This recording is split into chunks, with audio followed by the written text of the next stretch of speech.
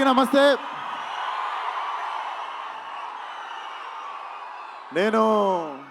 నేను ఇక్కడ రావడానికి అసలు వీడికి సినిమాకి సంబంధం ఏంది అనుకోవచ్చు మీరు.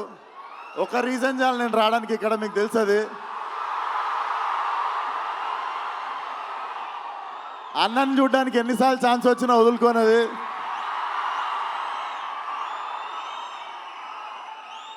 అండ్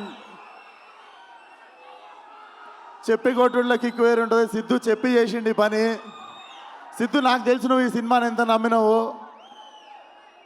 మనోడు లేస్తే పడుకుంటే తింటే నిద్ర మధ్యలో, నాకు తెలిసి నిద్ర మధ్యలో కూడా డైలాగులు చెప్తుంటాడు అనుకుంటా.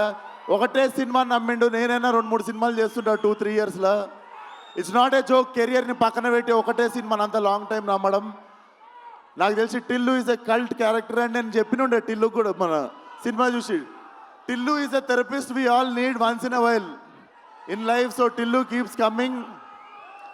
అండ్ వంశన్నకి, చిన్నబాబు గారికి కూడా కంగ్రాచులేషన్స్. ఈ ఇయర్ 2 హిట్లు కొట్టిర్రు. హ్యాట్రిక్ కోసం వెయిట్ చేస్తున్నాము. అండ్ అన్నని చూసినప్పుడు మాటలు రావు నాకు. లవ్ యూ అన్న.